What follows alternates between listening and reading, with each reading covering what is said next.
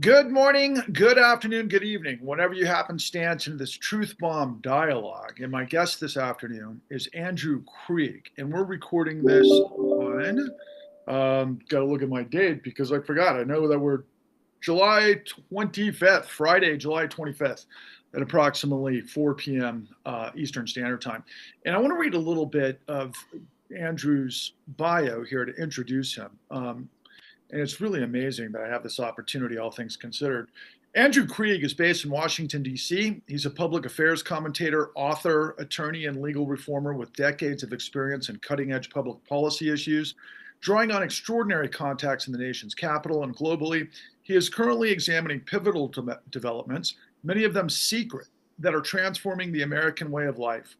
He provides his findings by articles, lectures, broadcast interviews, books, and through two organizations, a nonpartisan legal reform group, the Justice Integrity Project, and a public affairs consultancy he leads, Eagle View Capital.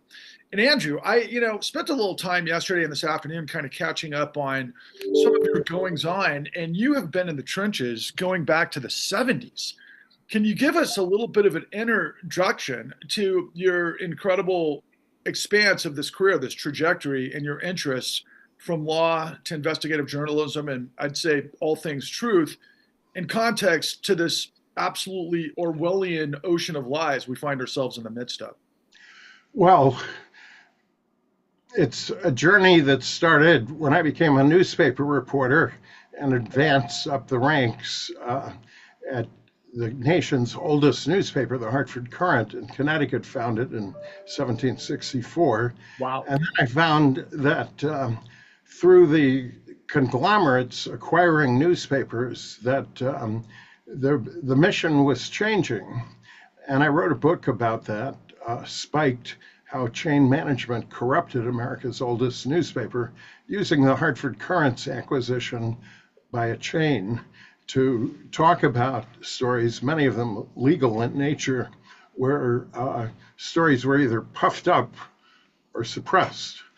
And we as reporters were in many ways unwitting participants in that because, we're not used to looking at our own industry or news organizations. But I found some astonishing things and put out this book.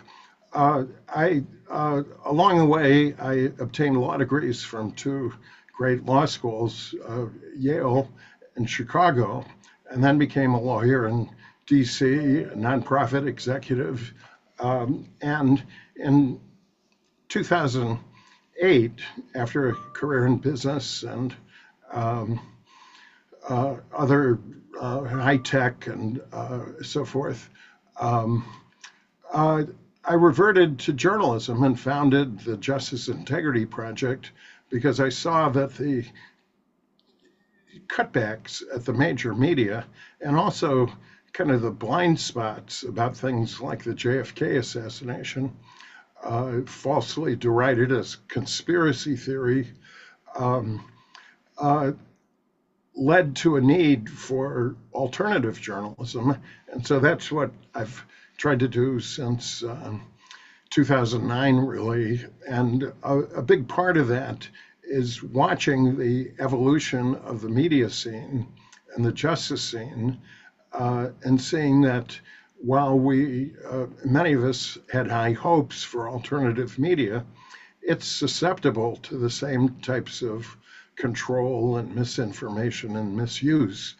And that's why I'm very grateful for the opportunity to talk with you about some of these current issues that I've looked at for a long time, particularly given your unfortunate experience as a victim of the financial scandals of 2008 that led you to become a whistleblower and do important work that you continue, but also including The Con, which is your great series on hidden aspects of that financial scandal that hurt so many people in 2008 and just before. Can I insert this, please? First of all, thank you for that introduction and that wonderful interlude to your perspective of me. I never thought of myself as a whistleblower, but in the context of what you had just laid out, I am from this perspective mostly. And I don't consider myself a victim. I consider myself someone who had the great opportunity to go on a mega journey, an odyssey to discover a truth that I never anticipated discovering, and B, that to your point about 2008 being sort of highlighted and emphasized, that never ended, and that's created the world that we live in. And there's a lot of information behind door number three that I've stumbled into over the course of years. But I want to turn it back to your really prescient discussion about the de-evolution, I'd call it, of media, because I did grow up, with Woodward and Bernstein. I grew up, outside of the Watergate era, when, of course, we depended on our institutions and journalism to do outstanding work. And I'd been watching it over the course of decades, wondering what was going on, with a foot in it. I've been in, production since the 90s, quite frankly. I worked at Ogilvy and Mather Advertising, which is an interesting sidebar to that, because I also worked at Warner Brothers and Paramount Pictures.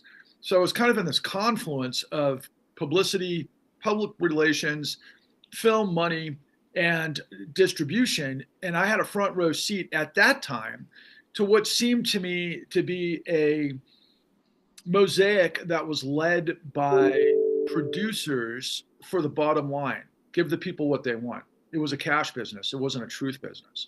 And that has, over the course of time, completely de-evolved into this madness that we're in the midst of. And just briefly, from my perspective, that was the causality for why I got into investigative journalism. Now, I had studied journalism in college at the Walter Cronkite School of Journalism alongside political science, and I spent many years in Hollywood before going independent. But I had that in my sort of, context of always being an activist, so to speak, and always politically aware. I just kind of assumed that's all of our roles as citizens. But what we've seen really since probably 9/11 forward, and you've been in the belly of this whole thing, when you were describing your positioning, really, I think within I's view of all of our institutions and being there the whole time, I just think that you've got to be a Rosetta Stone of unbelievable amounts of information. And before we move forward, I do want to mention this. I've had the great fortune of working with other people that might be considered whistleblowers from journalism, and some of the best authors and most notable people that worked at institutions like the New York Times, still do, Wall Street Journal, as well as ProPublica and others. And one gentleman that I want to mention, and I'm not going to mention his name, but to your point, this guy's kind of like the James Michener of journalism, especially as it relates to business journalism. He's written all the prescient books in all the biggest financial institutions in the country. And, obviously his citations and everything is just absolutely brilliant and beyond reproach. And we sat down after an interview where he was describing all of the ins and outs of what he knew based on a really, really deeply immersed understanding of Wall Street. The first thing he said to me was the day that this was all enabled was the day Kennedy was assassinated. And I thought to myself, what? So from that standpoint, moving forward, look, the Justice Integrity Project, can you comment on that and then kind of backfill that into your knowledge of whistleblowers? Obviously, you guys are having a 13th annual summit and everything that entails, because obviously I have a deep interest in whistleblowers. Well, there's a lot that you mentioned, but just a personal story that leads to the opening session here in Washington of the Whistleblowers Summit. When I realized that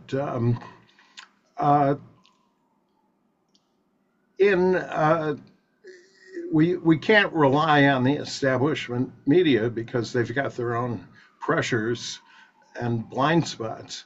And so when the 2013 anniversary came up, I think it was the 50th anniversary of the JFK killing, I thought, well, I've been in law and reporting all these years. What's the real story there? It's getting headlines.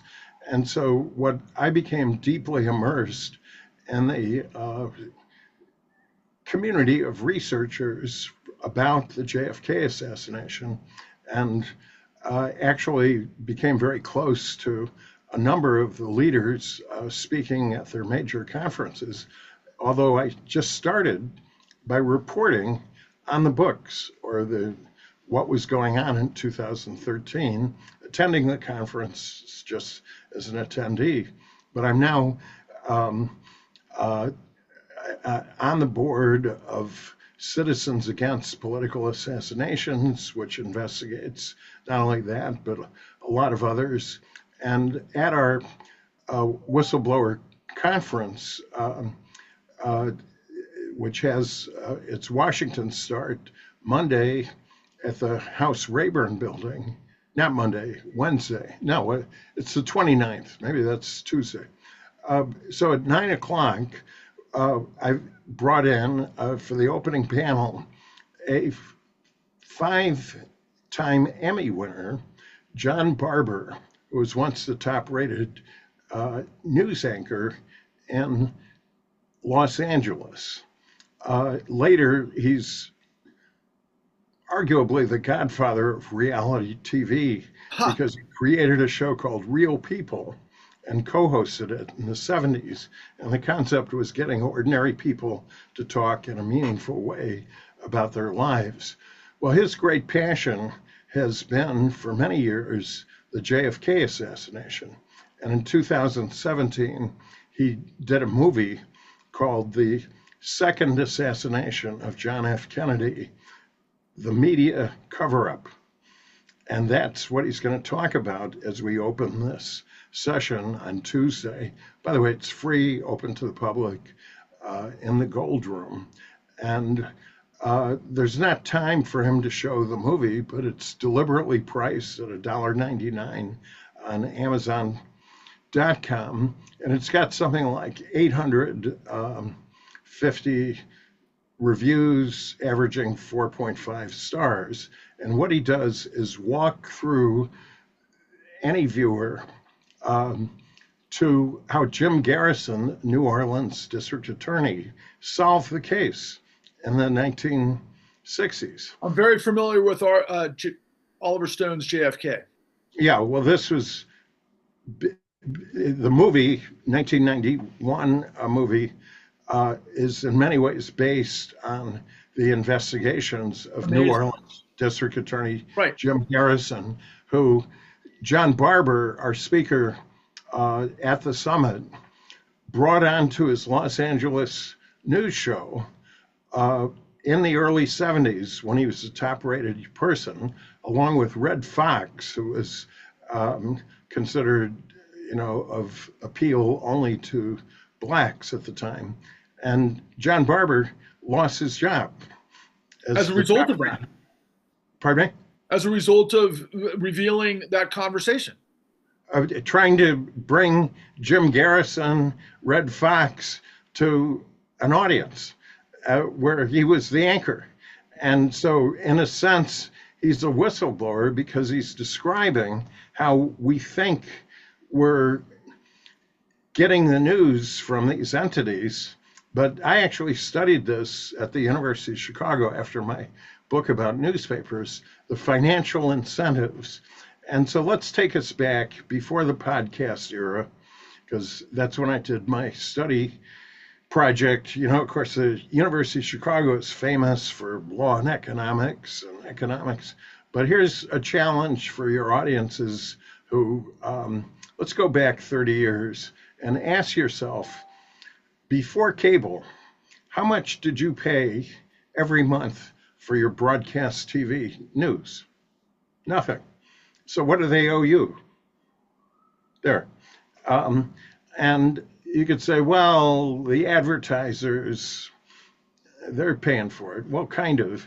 But the advertisers, the department stores really don't care that much about something like the JFK assassination. They want to sell blankets, pots and pans, and refrigerators. So always there's been a kind of hidden hand over the media, but also over the politicians.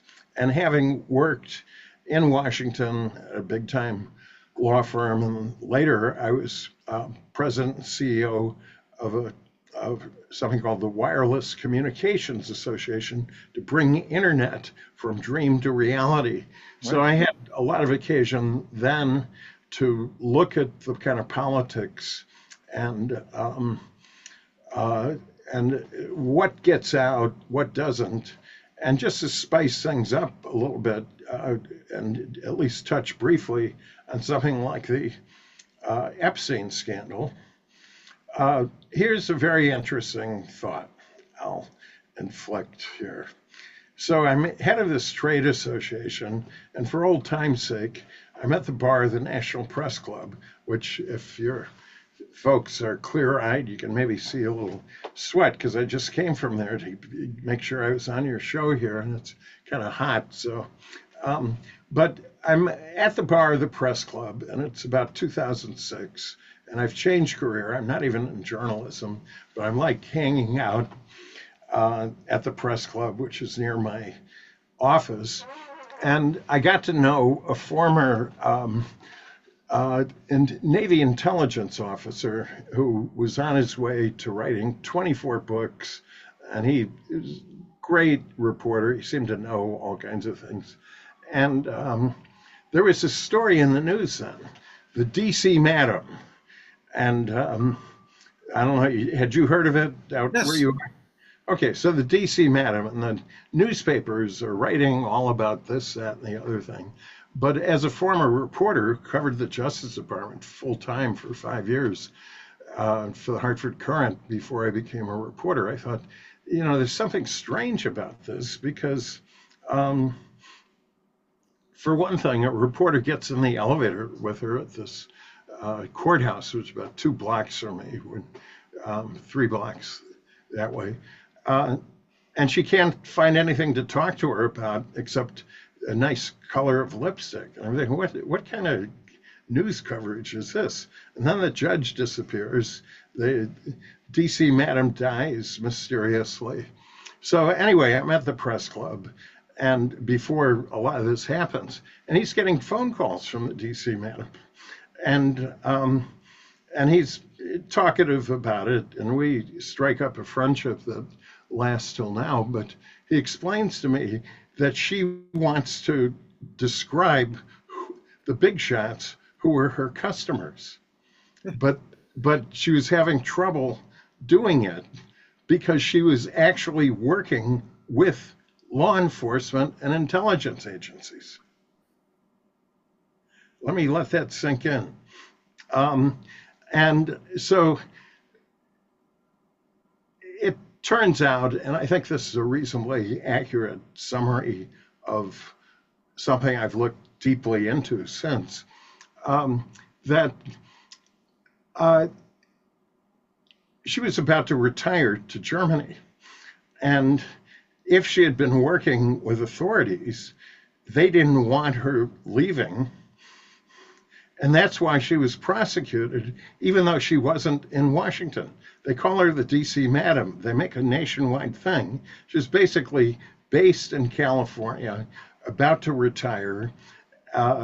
And suddenly she's as if she's the only madam and escort person in Washington when there's scores of them, scores of madams, and that's a whole world. And it turns out that all across the country, the madams, the escorts, have relationships with the vice squads that are kind of almost symbiotic in a way. And yeah, it's illegal, but what a great source of information. And so in this case of the DC Madam, it appears that one of the little mysteries was, why is a professor at the Naval Academy in her mid-40s one of the escorts? Can't they find a 22-year-old?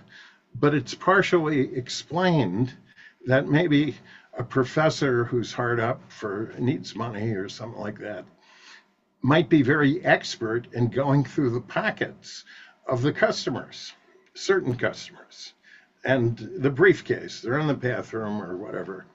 And So the DC madam, whose actual name was Jean Palfrey, she thought, well, this is really unfair because I'm going to be sent off to prison, and I'm not allowed to tell the story that of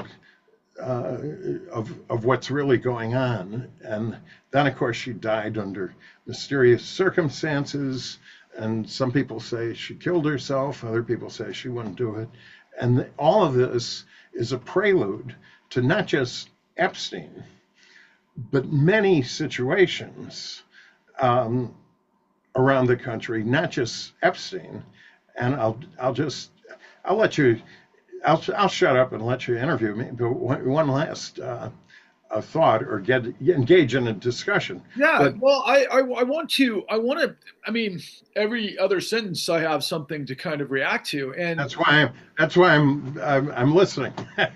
so, you know, I was born in '68, and so I come up and, you know, I mean, I was a child, but at the same time, I was always kind of aware of stuff, and particularly through my teens, and then always very, you know, I always had a lot of curiosity about how things work, particularly paradigms as it relates to intelligence agencies, government, business, corporations, all of it. And so I've kind of I've grown up with that sort of knowledge base. And, you know, as you're rolling through this, it's amazing because on the one hand, you know, going back to the Kennedy assassination and everything else, I mean, it really underscores kind of the parallels, right, of just the world of influence of intelligence, most importantly. And, you know, why that's important, particularly as we came out of World War II, the OSS that becomes the CIA, and everything that comes out of Sullivan and Cromwell. And, you know, the older I get, the more I become enmeshed in that, and really fully trying to go as far as I can on a number of subjects. But the sort of baseline of what you had said previously about money having a specific influence, right? When we grew up in those time periods, I mean, when you think of Edward Murrow, who's obviously slightly earlier, but you know, the standards, it was never a cash aspect of the media business. It was the nature of the fourth estate to be able to inform the people, and through FCC licensing and everything else, and the way it used to work with op-eds and the amount of time that it worked, we had a media that pursued the truth to a degree. At least that was the sort of takeaway that most of us would. Most of the time. Okay, but let me and I lived through it. Let me set this up, because I think this is incredibly helpful for me, just to get your wide expanse, and especially as it leads into, you know, I mean, what we're talking about is long before Epstein, but blackmail has existed long before Epstein, and the most recent versions of it, I mean, stem from all things, let's say, you know, prohibition with the smuggling of alcohol, and politicians and gangsters and all of the other things that interestingly, it leads to the untouchables, of course, as you well know, and Elliot Ness. And the group of folks that I work with are some of the top prosecutors from the DOJ, the FBI, the SEC, as well as, pre-SEC, and then state AGs that were all people that did the right thing in their careers and worked in some of the highest level blow-ups from Enron and WorldCom, and, you know, all sorts of manner, shape, or form of control fraud with savings and loan and so on and so forth. But, you know, we've had this long ramp up to this moment that we're in, right? And you prefaced Epstein first and foremost. But what I find so interesting, given what you started with, and we just kind of, you know, put our toe in the water and with Kennedy, and we don't want to go there because that could take up a series and 24 volumes of a discussion. But, you know, Epstein as it stands at the moment, particularly as we see this, shall we say, wildfire, right, of mainstream reaction. You and I both know that there are elements that they're cherry picking that are now, let's talk to the victims 20 years later, for example. Yeah. Let's kind of make this into this political sort of permutation because of the nature of everything that it's doing to MAGA to devour itself. But most importantly, we sometimes can't see the forest for the trees then, because the big questions for me were the money, right? But then also, let's dovetail that into where Trump is going now, with the lie, deny, switch the blame, and implicate methodology, especially as it relates to Russiagate. The question being, when you kind of deconstruct all of the things that you're looking at Epstein and then the play that Trump is currently maneuvering, how do you convey what are the priorities in your mind? And let's start with Russiagate. Well, first of all, Russia did try to influence the 2016 election as part of a long-standing pattern of interfering in American politics, which lasts until today. And so I made it my business to investigate that. And just to set the scene here, my office is on Pennsylvania Avenue, probably 250 feet away is the headquarters of the FBI, and across the street from that is the Justice Department headquarters. And about 3 blocks in the other direction is the federal courthouse. And so I covered the trials of the Trump-appointed prosecutors trying to put people in prison who said Russia interfered in the 2016 election. And the juries acquitted the people because, if you can follow that, they're accused of crimes of basically trying to fool the FBI into thinking Russia interfered with the election, but the jury acquitted them because Russia did try to interfere in the election. But what happened is the Trump-appointed prosecutors and the MAGA people in Congress said, we don't care that juries acquitted people. Let's put out a report that says Russia and Trump did not collude. And so what I did, and I got to get rid of a phone call coming in here, but I put together the official report, and the prosecutor was named John Durham here. And if you can see it, maybe back up. So it's I see it. Wow, that's an amazing title. So it's his official report, 306 pages, saying basically Russia did not interfere with the election, and all of the people accused by Trump are guilty.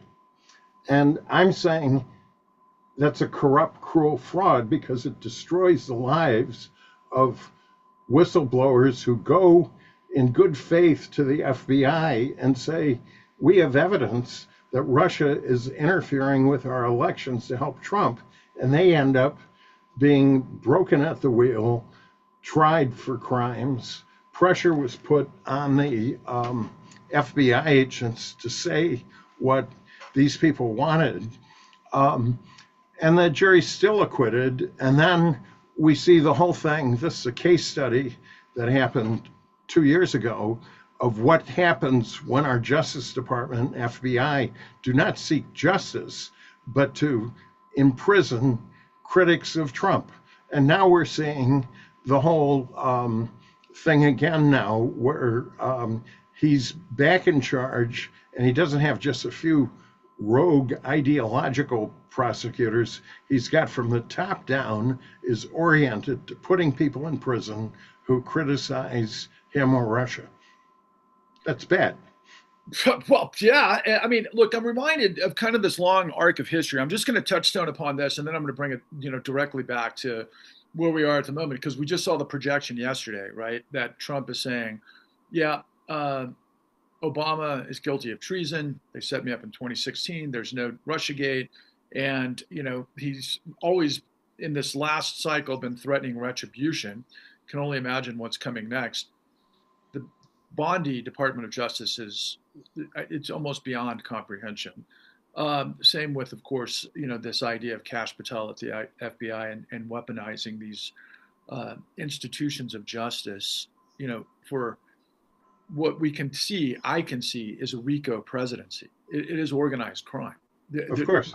The predicate acts are everywhere, and they're naked at this stage. It could take a blind man 10 minutes to be able to sift through a couple of these predicate acts.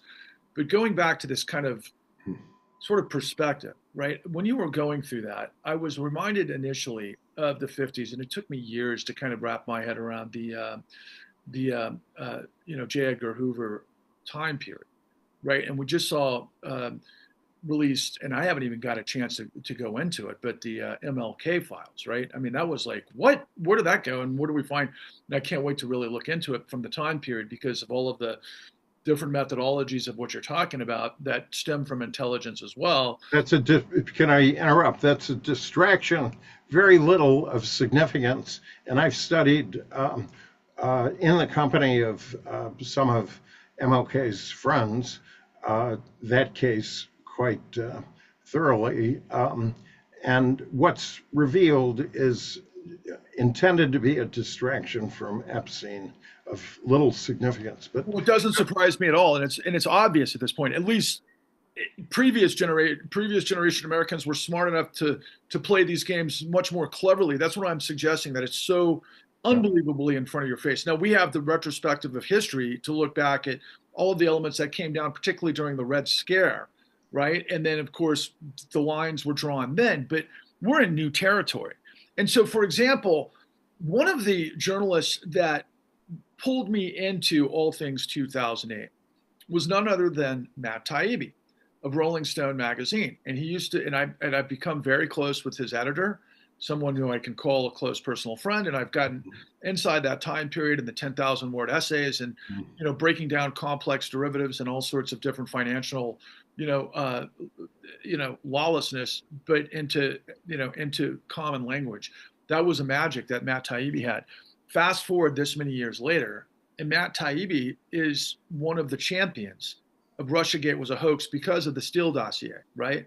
And some of these things that they're playing. So what's really remarkable to me at the moment, right, is when I consider all things Project 2025 and I'm trying to think of the author who was really clever. Who was the main guy at Russell Vought? Russell Vought, yeah. These guys with Steve Bannon have seemed so far ahead of the curve because of the flood the zone strategy and all of these elements. It almost feels like we're paint by the numbers and everybody's reacting to it in real time. And when you consider somebody who was literally a giant of truth as it related to the financial crisis, this many years later, there was a relationship with Elon Musk. Who knows what the other relationships were? We know that Matt Taibbi was in Moscow. We don't know if he's compromised, but I find it incredibly interesting that this micro focus that has the social media confluence behind it can also be used to discount what you just said, which is so powerful about Russiagate and the fraud and the setup and all things. It's almost beyond comprehension that we're dealing with this level of nakedness, I guess. Again, it's naked corruption, but yet, can you give me more to chew on? Because I know. Well, I'll give you what I think is a meaningful insult or categorization of some people that I've known in the alternative media. And the very same person I met who was getting the phone calls from the DC Madam, and also John Mark Carr, who was involved in the John Benet Ramsey case as a suspect, and other things. But his name is Wayne Madsen. He's an honoree at this whistleblower summit and an award ceremony and press conference at the press club next week. But he for many years was on all of the major TV stations and cable news networks as a national security and commentator, political commentator. But then when he started getting into deep stuff, he was in effect banned. And so he worked for alternative media. And him and I worked and gotten to know many prominent people in the alternative media. And here's his pithy saying that we've applied to many people we know. They've bought a ticket on the train to Cuckoo Town, and they're not coming back. And what happens, maybe from the stresses of being in the alternative media or working without an editor where you're deep into conspiracies and nobody's... Or in the investigation budget, they don't have a clue of how to do They don't have a budget. And so many people get caught up in kind of extreme viewpoints that they're not challenged because they've got their own blog or podcast. And so suddenly, let's take RFK, who his claim to fame in some ways, he's an environmental lawyer. He's a critic of the RFK official story and some other things. But he's got 14 years as a heroin addict. He's made millions by leading a crusade against science and vaccinations that's just totally appalling to most people. And he's empowered, now that he's HHS secretary, a handful of MDs and other people whose whole thing is they know more than conventional science. So let's cut the budgets at universities. Let's stop vaccinations and all of this stuff. So these bastards, I'll call it, they're on their way to killing millions of people around the world. That's right. And if you look at because of USAID, and in addition to that, though, let me just insert this real quick because you really plugged into something that we should preface. Obviously, Fox Media have found a place for him alongside Tucker Carlson for years, and then don't forget brought in the likes of Dennis Kucinich, who was his campaign manager, as he was rolling in what many who didn't understand exactly who RFK was. But then now we get to see him. Well, I've known it for some time, but he had a relationship with Jeffrey Epstein as well, in addition to all the kookiness. Exactly, and he's been horrible to women throughout his life. I personally know a good friend of mine, and this who was a victim of a date rape, and yet in a way, in some ways caught up in the celebrity stuff. She kind of wanted to go to the inauguration to maybe run into him years later. And so a lot of these victim stories are very convoluted because let's take the underage situation, which what I'm talking about is not quite, it was a college situation, but underage. The reason it's called underage is people are not at the level of exercising judgment. And so the laws have said in various states, you got to be 16 or 18 or whatever. And yet people like Trump and Epstein and lots of others, they have these modeling agencies. They have these teen beauty contests. They're hooked up with people like Les Wexner from Ohio.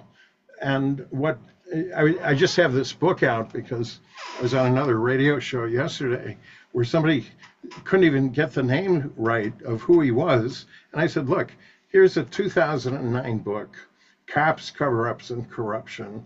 It's by Bob Furtrakis from Columbus, Ohio. I just talked to him yesterday.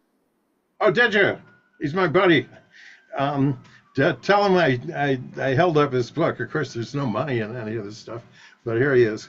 And so he led me and my friend Wayne, who I've mentioned, when we visited Columbus, through a whole history of Wexner. And he mentions it in part in the book, but it's drawn from his articles. The book is 2009. And it talks about, well, Wexner is in the clothing business. So what about the clothing business? You need models. You need trucking. Who's involved way back in trucking? The mob. And the Teamsters. The Teamsters and all of this stuff. And so it's not an accident. And by the way, Wexner has donated lots of money to the Ohio State Democratic Party, legislature, the No, whole. no, Ohio State University. Oh, yeah, of What course. happened Right. to Ohio State University? Well, they Sure. got this huge Columbus. sex scandal at the wrestling program, Right. and Jim Jordan. who was just implicated in that with a lawsuit? Yeah. Jim Jordan at the House Judiciary Committee when he was coach back there. And so all of this stuff, you start peeling back. Who are the parents of these people? How did they make their money? And they're not just isolated names. Right. And the mainstream media we see through what's happened at CBS, ABC, Washington Post is it's pathetic what's happened. It's there. incredible. The oligarchs have completely taken over. And to your point, of course, what we saw yesterday because of Paramount, because of Sherry Lansing, who, of course, inherited it, wanted a merger and acquisition with Skydance. And what do we have on the front page of the New York Times? $8 billion deal, $10 billion deal. And yeah, I mean, we've been dealing with these types of activities really going back to the 80s, right? But journalism and media writ large is all under the thumb. And by the way, yeah, I'm a whistleblower to where you're going with this, and I want to bring that up, but we've got about 17 more minutes, but I didn't want to interrupt you, but the Les Wexner stuff, I mean, when I watch mainstream media, like last night, I don't know if you caught this, and she is not somebody I watch. I've only seen pieces of her, but Jen Psaki, of course, who was the communications director for the Obama administration, and she has this sort of, I don't know, clean girl sort of approach. You know, she's, you know, part of the right stuff, whatever it is, you know, whatever MSNBC was. But she was part of the the Obama administration when all of this was going down with Epstein to begin with, right? Crickets from the Obama administration at that point. Many years later, 14, 15 years later, 30 years later after this whistleblower yesterday, 30 years. You know, they're acting as if, okay, we're going to listen to the victims and empathize with the victims now, right? It's important to know the victims' stories, maybe better late than never. But at the same time, it's so obvious that they avoided Epstein like the plague decades ago. And it's only being front row and center now across all platforms because of just really, I guess we could say, what MAGA and shall we say, the puppeteers of MAGA, whether it's Q and the guys at the NSA behind Q and all of the other elements with Pizzagate, and they tap. No. What I want to, please finish your thought, Mr. Host, but I want to hear what you're going to say about. Well, but to me, you're not asking the question. The mainstream's not asking the question, and nor they. And I could go into a whole lot of, and I hope we can talk many times because we barely scratched the surface. But Les Wexner.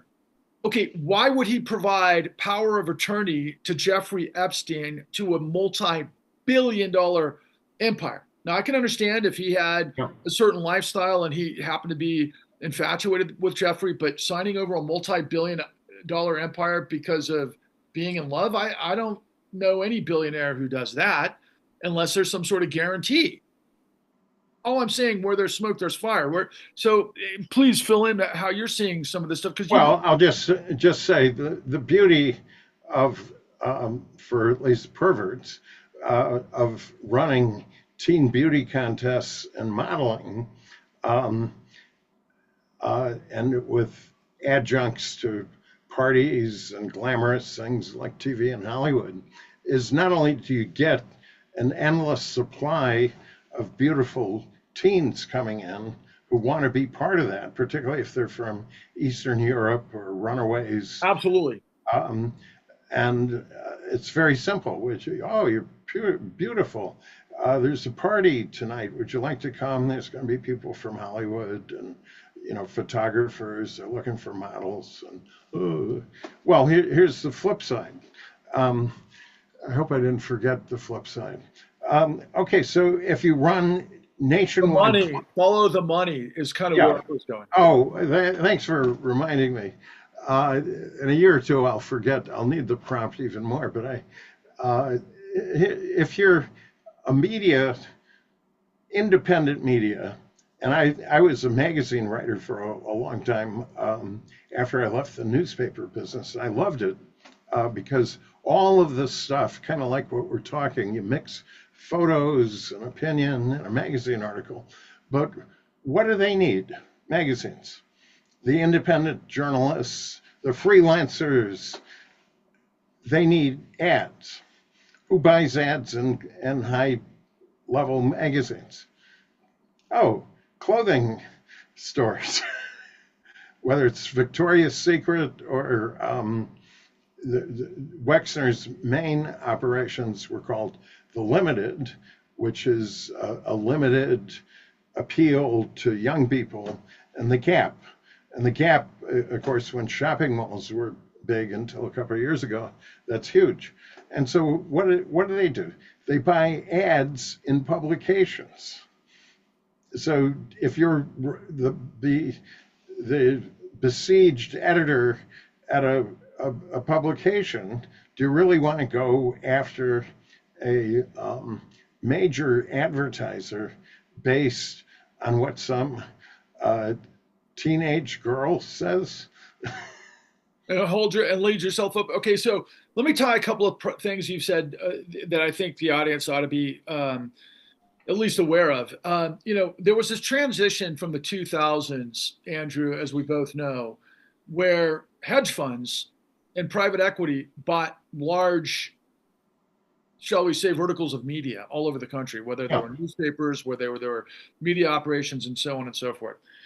Investigation departments were basically kneecapped, right? And then, of course, you've got, and I've interviewed David Enrich from the New York Times business editor, who wrote a fabulous book that was just released about 4 months ago called Murder the Truth, the whole story about libel, which brings us on the day after Hulk Hogan passed away. Of course, he was, the sort of face with Peter Thiel that would take down Gawker, right? Because there's all of these methodologies. So everything that you're talking about of, let's say, conflicts of interest, where, publishers and editors 30 years ago, 20 years ago, might make decisions that were a little bit suspect to make sure that they weren't covering things that their advertisers obviously were paying for. That obviously determines an awareness to, an informed populace to make decisions based on power. Now multiply that over the rung of hedge funds and private equity, and then, of course, all things social media. And one thing I'll postulate to you as we're moving towards the end of this dialogue is one thing I have noticed about the algorithm, and I'm not an expert on the algorithm. I'm learning more and more. And we know that every platform has a different algorithm, right? Facebook has a different algorithm, that Google has a different algorithm of X, and so on and so forth. But when Elon Musk just dropped that in the back and forth before the big beautiful bill with Donald Trump, that, oh yeah, and by the way, Trump's on the Epstein, the Epstein files list. And of course, we saw yesterday the New York Times reported that the DOJ had informed Trump that he was on the Epstein list. Okay, so all of this crazy stuff happens in between bombing Iran, in between the Camp Mythic or whatever in Texas that was in a biblical flood. Folks, the National Guard and Marines in Los Angeles, all things what are happening in the conflict between Israel and obviously Gaza, and then into the Ukraine. It's so overwhelming, but yet this has been part and parcel to this hijacking. And I'll add one last thing to your perspective to move us forward in terms of your context of what you're seeing at the moment. So look, like I mentioned previously, Epstein, this isn't the first time something like blackmail from a guy like Epstein has ever existed. I can tell you firsthand from understanding things about the savings and loan crisis that the high flyers would have retreats with all of the politicians in places like Miami and Vegas, where they would, have guys in the closet with their Betamaxes filming sex with probably underage girls or hookers or whatever, on drug binges so that they could leverage them to get what they wanted. So that's even, think about going back to, of course, when we had, when liquor was illegal. Why can't I think of the name? But these. Well, there's a scene in The Godfather where the senator, remember, he expresses great contempt for Michael Corleone. Of course. He says, "We don't want your kind in Las Vegas." And what happens? He ends up with a dead girl in his bed.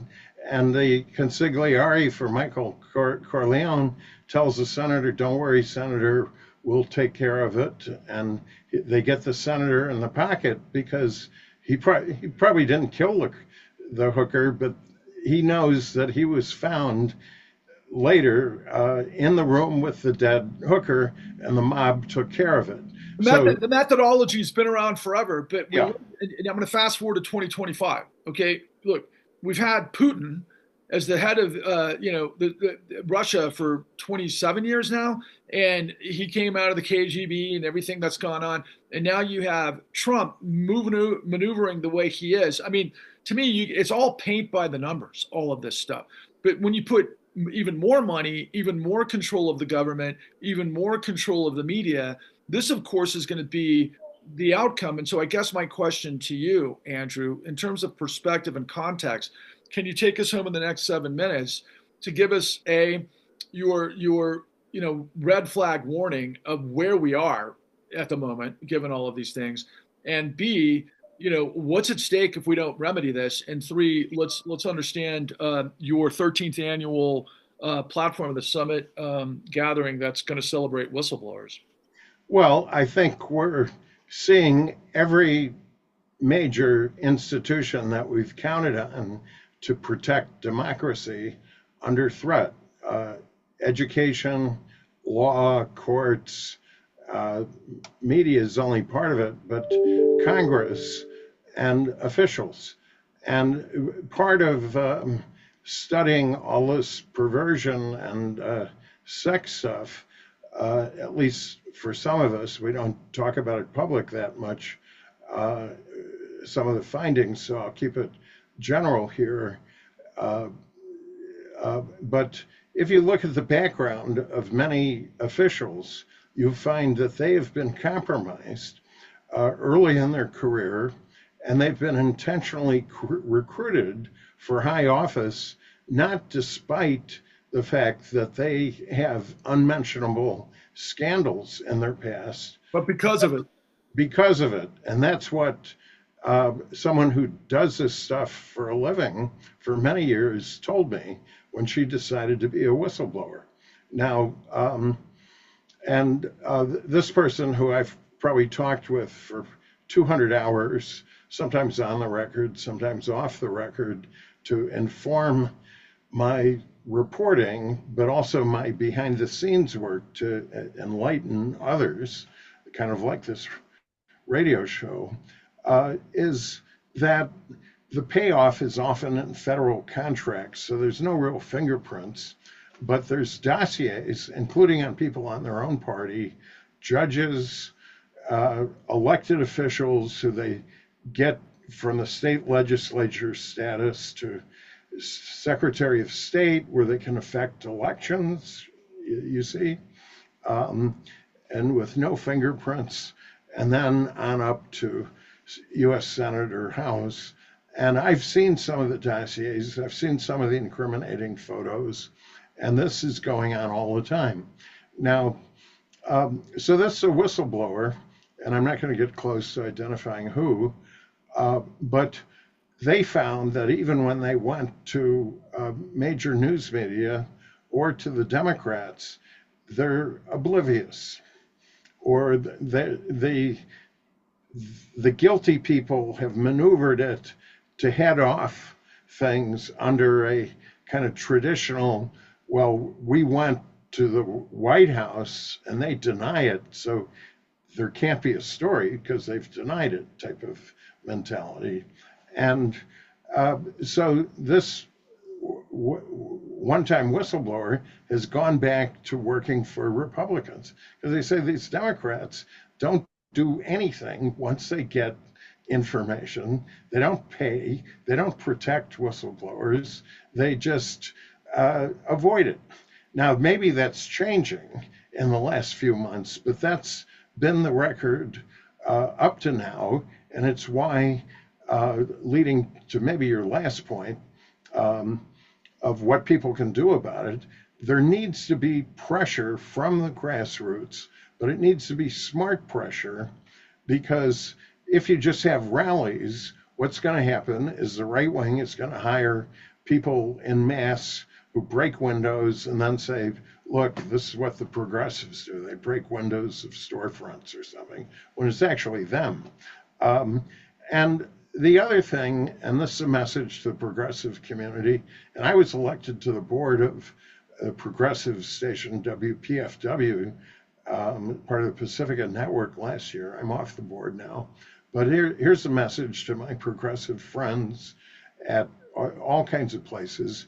You got to stop refighting the Iraq War, the Vietnam War, the old grievances, because every institution that we're counting on here is under attack, partly by Russians, partly by the Republican oligarchs, the 1%, the 0.1 of 1%.